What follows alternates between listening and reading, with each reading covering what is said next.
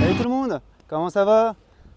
Bon, je vous l'avais promis, je vous l'avais annoncé, voilà, on y est à Spa-Francorchamps, on y est sur ce toboggan ardennais, sur ce circuit qui accueille la Formule 1, le GT, l'endurance, la moto va bientôt faire son retour sur ce tracé, c'est prévu. En attendant, soyez les bienvenus pour cette vidéo spéciale. Vous regardez le débriefing de Formule 1 sur Spa-Francorchamps moteur.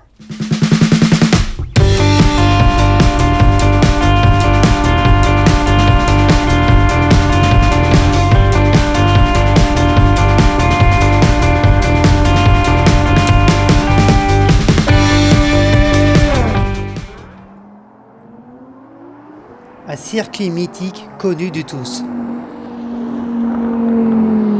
Aimé par les pilotes comme par le public. Même pour sa météo qui peut passer des chaleurs estivales à la froideur automnale. Et je peux vous dire que c'est agréable quand on est sur place.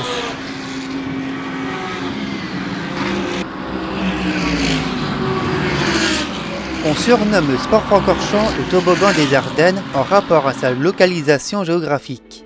Le tracé est situé dans la région de la province de Liège, dans le canton de l'Est. Le circuit doit son nom au village situé à son nord, Francorchamps. Même si le nom de Spa est rattaché, le tracé est plus proche de Malmedy et de Stavelot.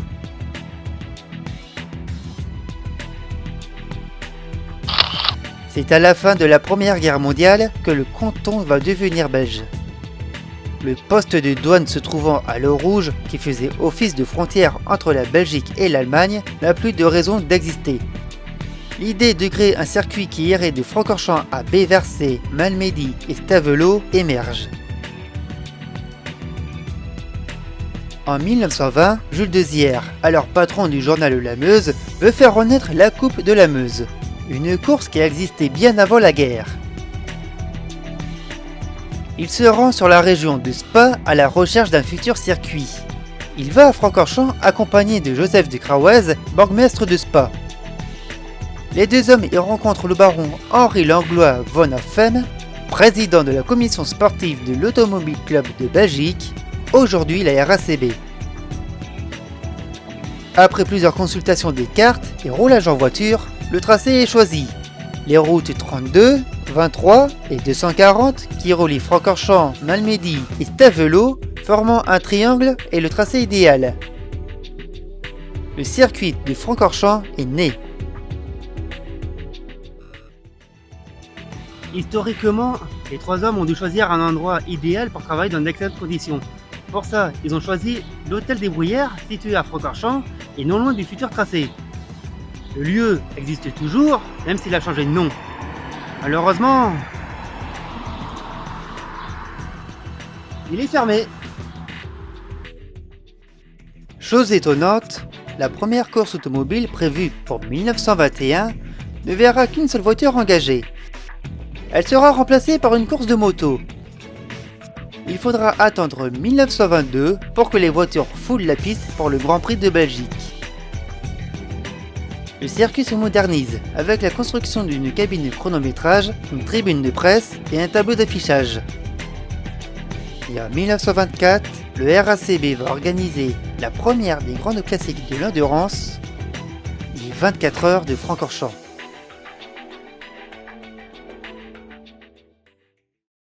Les 24 heures de Spa sont historiquement le deuxième double tour d'horloge après les 24 heures du Mans. C'est une course qui a connu beaucoup de réglementations avec les voitures de sport, sport proto, prototype, tourisme et grand tourisme. Pour vous dire qu'il y a eu tellement de réglementations pour cette course, dans les années 90, une Peugeot 806 en catégorie Procar a pris le départ.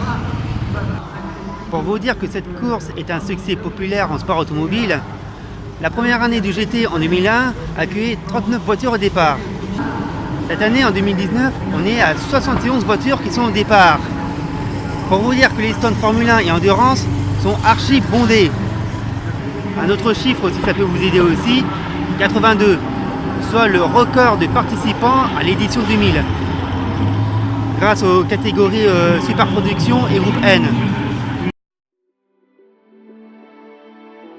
Ici, on faisait un détour pour visiter l'abbaye de Stavelot. Le lieu abrite le musée du circuit revenant sur l'histoire de ce dernier et de l'évolution du sport mécanique. Plusieurs véhicules y sont exposés, comme la Benetton Ford de Thierry Boutsan, un châssis IndyCar G-Force et une Porsche 962C.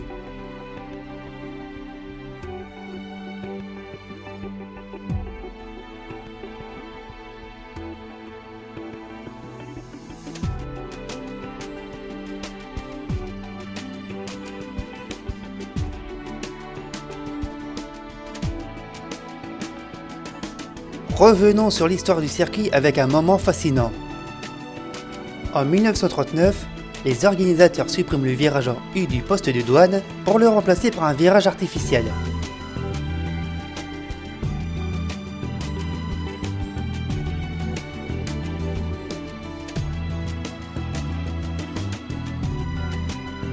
Ils vont créer une bretelle avec une pente à 17% qui fera la renommée du circuit. Le raidillon.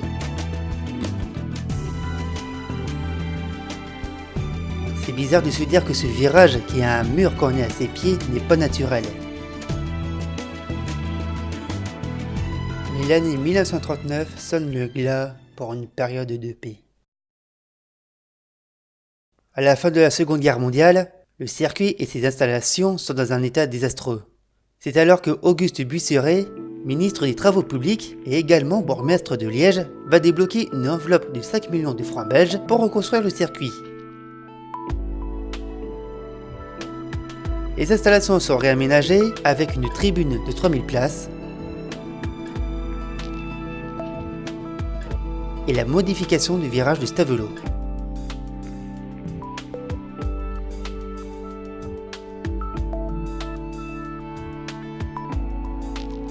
En 1950, un championnat voit le jour sous une nouvelle réglementation, la Formule 1. Le championnat arrive à Francorchamps pour son 5e rendez-vous. Le 12e Grand Prix de Belgique de l'histoire sera remporté par Juan Manuel Fangio sur Alfa Romeo.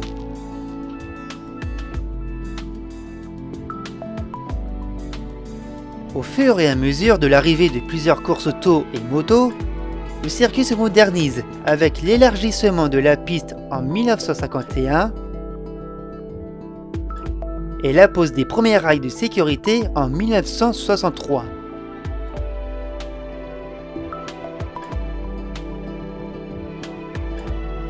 Mais plus les voitures vont vite, plus le circuit devient dangereux.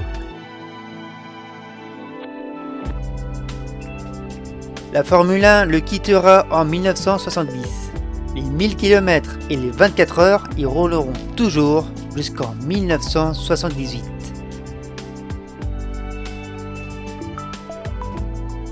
En 1977, le projet de moderniser le circuit est adopté. Il sera inauguré en 1979. La distance passe à l'heure de 14 km à un peu moins de 7 km. Exit Bournonville, Masta, le retour de Stavelot. La nouvelle portion quitte les combes pour l'intérieur de la forêt pour rejoindre sa nouvelle configuration qui respecte et suit le relief de son écrin.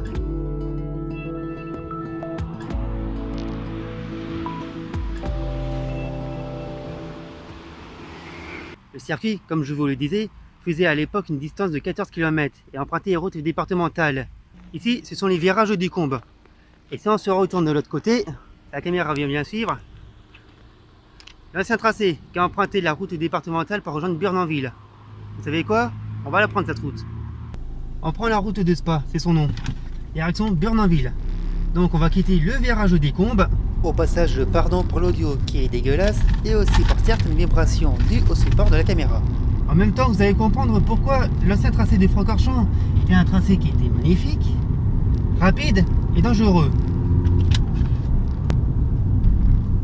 C'est des passages qui n'existaient pas avant.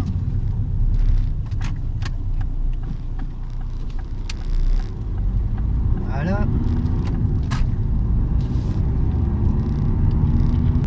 Ici on est à Burnanville, on descend, les vitesses devaient être assez folles à cet endroit-ci, pardon.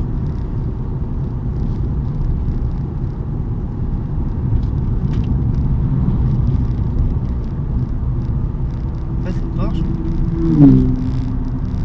Beau bruit.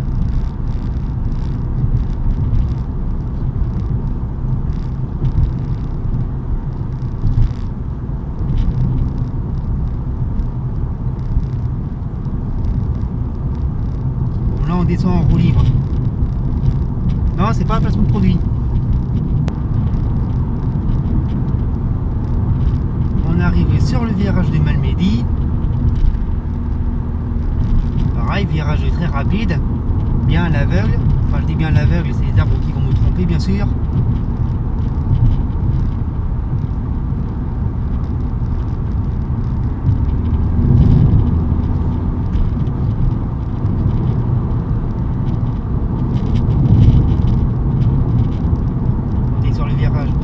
Donc, ici avant on avait une ancienne chicane pour ralentir la vitesse des voitures, chicane assez brute.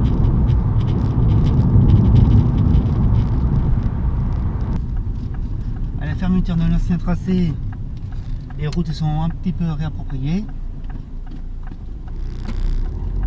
Ce stop donc n'existait pas à l'époque, enfin je pense hein.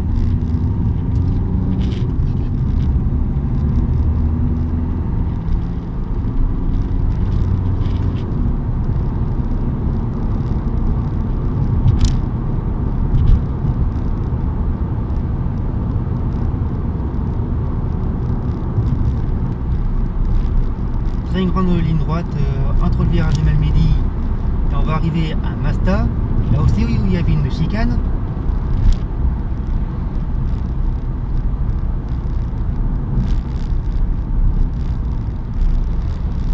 Ici la chicane de Masta.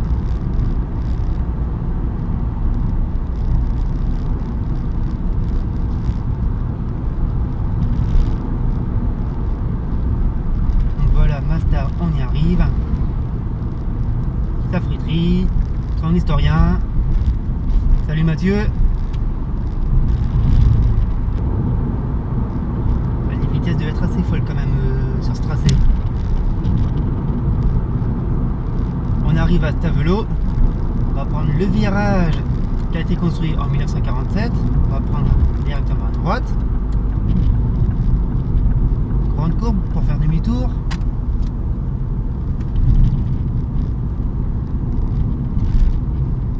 Genre des bankings.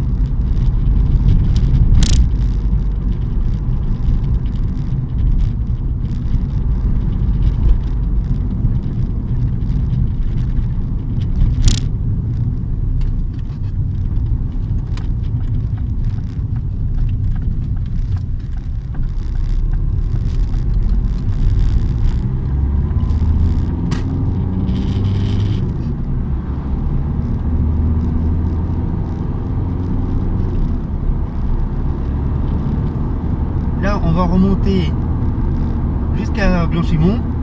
Enfin, on ne pourra pas aller plus loin, bien sûr.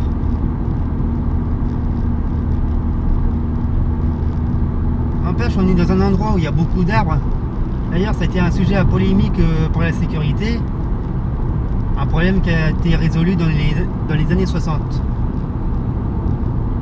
Pardon si je bafouille.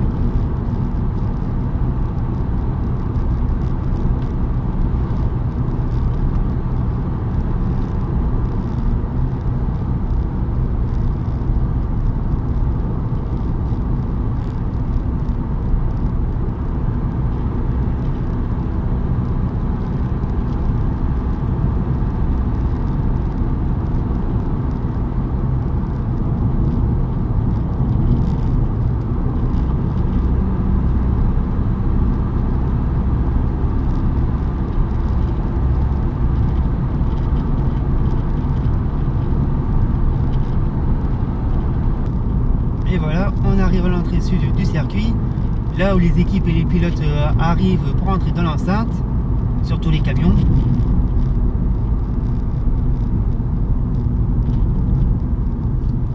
Et nous, on n'ira pas plus loin.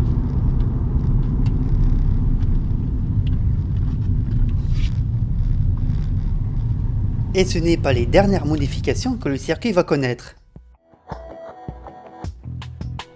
En 1980, une chicane est créée et qui sera nommée le bus stop par rapport à sa forme.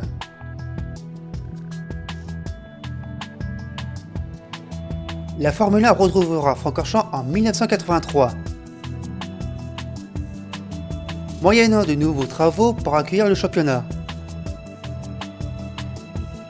En 1985, le Grand Prix est reporté de juin à septembre à cause de l'asphalte qui se dégradait. Les dernières grandes transformations datent des années 2000. Le circuit devient semi-permanent en 2003 alors qu'il était encore ouvert en dehors des courses.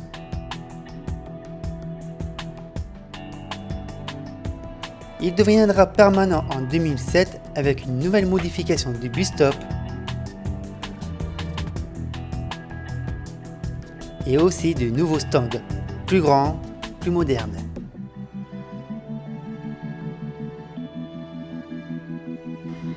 D'ailleurs, faisons un tour de ce paddock accessible au public des 24 heures de Spa. La scène partie dit endurance avec sa tour de contrôle et son écran géant pour suivre la course. On peut voir que le paddock est vraiment accessible, ce qui change par rapport à la Formule 1. Tellement accessible qu'on peut croiser certaines voitures qui ont malheureusement abandonné.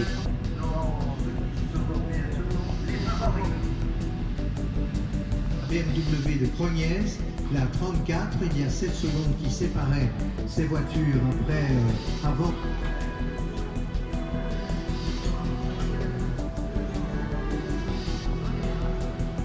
Le paddock est sur 3 zones, dont ici avec la deuxième partie qui est réservée aux structures promotionnelles de la course, ce qui est normalement réservé aux grands motorhomes pour la Formule 1. Certains véhicules de course sont exposés, qui ont couru ou non, ou alors de futurs modèles. Et également des véhicules de prestige, McLaren, Porsche, Audi, Aston Martin. Rien ne manque dans ce paddock.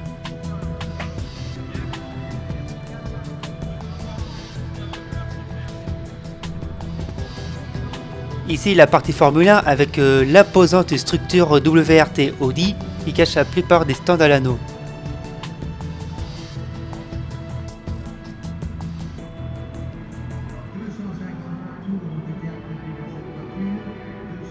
Et enfin détour par Pirelli, manufacturier du championnat Blancpain FFSA GT et Trophée Lamborghini, avec plus de 15 000 pneus pour le meeting. Avec un ratio de montage de 300 pneus tous les 30 minutes pour 54 moteurs. Par Francorchamps, c'est aussi un bonheur pour les photographes. J'en ai profité bien sûr pour quelques clichés.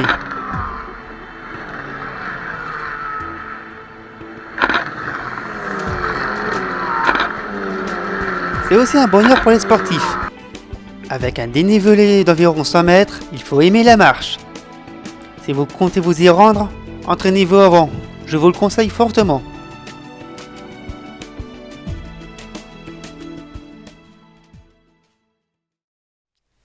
Voilà, je pense qu'on a fait le tour du tracé.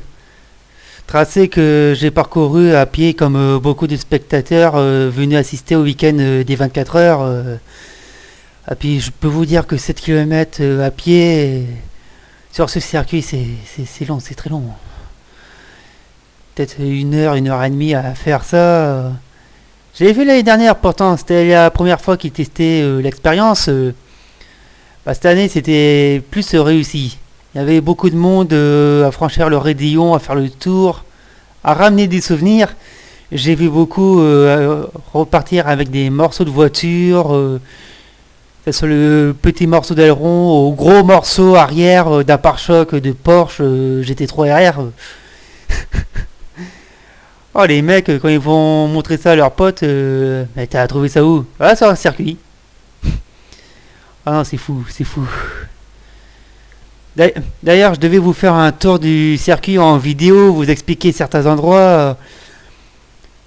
C'est facile à faire quand on a 0% de batterie sur le téléphone et tout. Et c'est peut-être le truc de manquer sur la vidéo, tiens.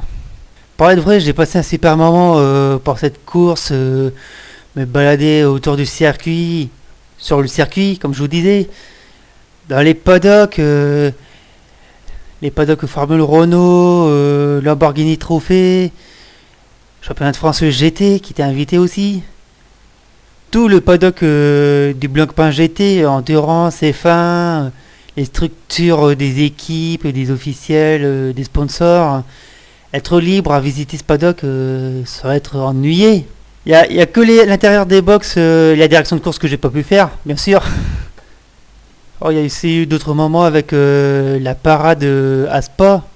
Quand vous voyez tous ces GT, voitures de sécurité, véhicules d'intervention de la piste, défiler devant vous, c'était génial à voir. Être au contact des pilotes, les dédicaces, photos, parler un mot avec eux. Vous parlez très bien anglais, ce qui n'est pas mon cas. Même le retour de Spa jusqu'au circuit, c'était à vivre aussi. J'ai une vidéo à l'occasion à faire à ce sujet. Faut que je travaille dessus. Puis il y a un truc que je voudrais bien vous dire aussi. J'ai vraiment adoré être sur ce meeting. J'ai profité. Franchement, j'ai profité. Même le spectacle, faire de la photo. Regardez ce qu'il y a derrière. Franchement, j'ai profité. J'étais libre. J'allais où je voulais. Et franchement, j'ai plus kiffé à être là-bas qu'avoir regardé le Grand Prix d'Allemagne à ce moment-là. Même si le Grand Prix était beau, j'ai plus kiffé être à Francorchamps qu'à regarder un Grand Prix derrière ma télé. Et franchement, même si j'ai envie de retourner sur un Grand Prix de Formule 1 me tente, je suis pas prêt d'y aller en fait. Je suis pas prêt d'y retourner. Non, je suis pas prêt de retourner en vrai sur un Grand Prix de Formule 1. Il y a trop de monde. C'est trop fermé. Il n'y a pas la vraie sensation. Après, je dis pas. Si on a l'occasion d'aller voir un Grand Prix de Formule 1, oui, il faut y aller. En fait, ce que je veux dire, faut profiter d'aller voir du sport mécanique. Que ce soit du circuit, du rail, des choses qui sont peut-être plus ouvertes de ce qu'on peut voir à la télé. On pourra peut-être voir plus de choses dans un paddock d'un championnat que personne ne s'intéresse, regarde, disons oh c'est du seconde zone. Non. Pour vous dire, quand j'étais mécanicien sur les circuits et les rails, je voyais beaucoup de monde, beaucoup de personnes, beaucoup qui se posaient des questions, beaucoup qui étaient impressionnés par les voitures. Même si c'est de la Peugeot 207, ouais, parce que oui, j'ai fait rouler des Peugeot 207 en compétition, la compétition client Peugeot. Ils étaient quand même intéressés, impressionnés de voir ces voitures donner du spectacle. Et franchement, si quelqu'un vous dit, viens ce week-end, il y a une course à un circuit, allez-y, allez voir du sport auto, que ce soit du circuit, du rail, à n'importe quel prix. Allez-y, franchement, allez-y. Je vais vous dire, j'ai eu l'occasion de croiser du monde à Francorchamps. J'ai pu voir Fabien Barthez, Olivier Panis, Romain Dumas, Niki Tim. L'année dernière, j'ai même pu croiser Mick Schumacher, c'est pour vous dire. Et pourtant, je suis pas sur un paddock de Formule 1. Non, honnêtement, allez voir du sport auto. Allez voir du sport auto. Quelle que soit la catégorie, quel que soit le lieu, quels que soient les pilotes, les personnalités, allez-y, allez voir du sport auto. Bon avant qu'on se quitte pour cette vidéo, j'ai autre chose à vous dire. Dans le lien, vous allez retrouver les informations que j'ai pu collecter sur l'histoire de Sport Francorchamps avec la Peugeot 806 qui a fait les 24 heures dans les années 90. Il y a des liens aussi pour des photos, d'autres où j'ai pu récolter quelques informations, des informations que j'ai aussi trouvées dans ce livre que j'ai trouvé au musée du circuit à l'abbaye du Stavelot. Mais je vais vous mettre un lien pour que vous le trouviez facilement sur internet. En tout cas, j'espère que vous avez aimé cette vidéo. C'était une petite première pour moi, faire un genre de documentaire reportage sur un circuit. Peut-être qu'il y en a d'autres. J'ai réfléchi, je sais que de là où j'habite, il y a un circuit qui est pas loin. Du moins, si on peut encore appeler ça un circuit. En tout cas, vous venez de regarder le débriefing de Formula sur le circuit de Spa-Francorchamps. Merci à vous, bravo et à bientôt. Avant de conclure cette vidéo, je voulais aussi vous parler des autres circuits qui ont accueilli la Formule 1 en Belgique. Si on connaît tous Spa-Francorchamps, on connaît aussi Zolder. Mais il y en a un qu'on a oublié, et oublié c'est le circuit de Nivelles. Nivelles est à 30 km au sud-ouest de Bruxelles. Le circuit est sorti de terre en début des années 70. La Formule 1 s'y rendra 2 fois, en 1972 et 1974. Le tracé se veut révolutionnaire niveau sécurité, mais celui-ci, simple par son dessin, ne va pas rencontrer le succès voulu.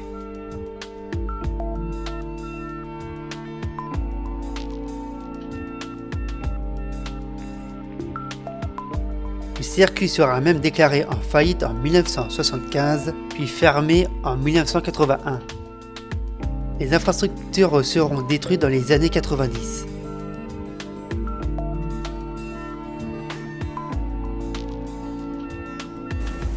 Il n'y a plus une seule trace de quoi que ce soit du circuit de Nivelles. Plus rien du tout. Même le bitume sur lequel je marche, je suis même pas sûr que ce soit l'asphalte de la piste de l'époque. Il faut dire que le circuit de Nivelles n'était pas vraiment le plus intéressant qui a existé. Il devait avoir la lourde tâche de remplacer Francorchamps. Ce qui était carrément une mission impossible. Aujourd'hui, tout ce qui reste du circuit, c'est une partie de la route qui sert pour desservir une zone d'activité industrielle. Le circuit de Nivelles et de la carte.